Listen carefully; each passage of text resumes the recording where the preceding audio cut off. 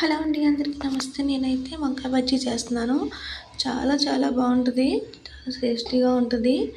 ముందుగా అయితే green chilli అయితే కుక్కర్ తీసుకుని గ్రీన్ చిల్లీ వేసేసుకున్నాను.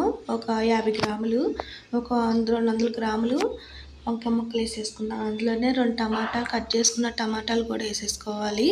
దీనికి దాంట్లో చిటికెడంతా పసుపు వేసుకోవాలి. మంచిగా వేపుకొనివ్వాలి, సిమ్లో పెట్టి ఆగనివ్వాలి. ఇంకా అసలు ఆయిల్ అవసరం లేదు. సాల్ట్ రుచి సరిపడినంత సాల్ట్ కూడా వేసేసుకోవాలి. దాన్ని బాగా ఆగనివ్వాలి. కాస్తంత ఈ వేడి అన్నంలో ఈ వంకాయ బజ్జీ వేసుకుని తిన్నామంటే కాస్తంత నెయ్యి వేసుకుని చాలా బాగుంటుంది. అసలు వేరే లెవెల్లో ఉంటుంది, అంత బాగుంటుంది, చాలా బాగుంటుంది ఇది. దీన్ని వంకాయ బజ్జీ అంటారు. వంకాయ బజ్జీలు కూడా వేసుకోవాలి. బజ్జీ అంటే బజ్జీ కాదండి, బజ్జీ అనుకున్నారంట. బజ్జీ ఏంటి, బజ్జీలు లేనిది బజ్జీ అంటుంది ఏంటని. బజ్జీ కాదండి, కర్రీనే బజ్జీ అంటారు. ఈ వంకాయ బజ్జీలు ఎలా చేసుకున్నది అయిపోయింది కదా. బజ్జీయే కనపడతలేదు, బజ్జీ అని అనుకుంటున్నారు. బజ్జీ కదండి, కర్రీ అంటే ఇది చపాతీలోకి, రోటీలోకి చాలా బాగుంటుంది ఈ కర్రీ అయితేని. మీకు కూడా బాగా నచ్చుతుంది ఇలా చేసుకుంటున్నారంటేని. మనం ఇదే కాదు, సొరకాయ చేసుకోవచ్చు, బెండకాయ చేసుకోవచ్చు, ఇలాగే సేమ్ ఇలాగే చేసుకోవచ్చు. ఎక్కువైతే ఆంధ్ర స్టైల్, ఇది ఆంధ్రాలో చేసుకుంటారు ఇలాగా వంకాయ బజ్జీ. ఇందులో చాలా బాగుంటుంది, తప్పకుండా మీరు ట్రై చేయండి.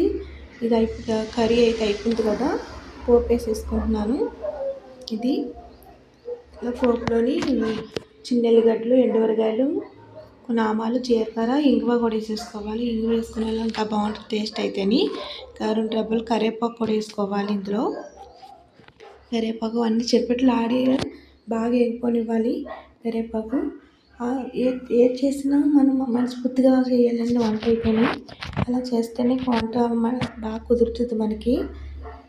మనస్ఫూర్తిగా ఏది చేసినా, ఎవరికి పెట్టినా మనస్ఫూర్తిగా పెట్టాలి. అయిపోయింది కదా, దీంట్లో వేసేసుకుంటున్నాను. మన ఇంటికి ఎవరు వచ్చినా మంచిగా కడుపు నిండా అన్నం పెట్టాలి. సగం పెట్టి సగం పెట్టకుండా పెట్టకూడదు ఎప్పుడూని. వాళ్ళకి పెడితే కడుపు నిండా పెట్టలేక ఇంకా మొత్తం. ఇది బగారాల్లో, కిచెన్లోకి చాలా బాగుంటుంది. ఉప్మాలోకి అది కూడా బాగుంటుంది. అలాగే మనం దోశలు వేసుకుంటాం, దోశల్లో కూడా బాగుంటుంది. ఇలా చేసుకున్నామంటే వంకాయ బజ్జీ చాలా టేస్టీగా ఉంటుంది, చాలా రుచిగా ఉంటుంది.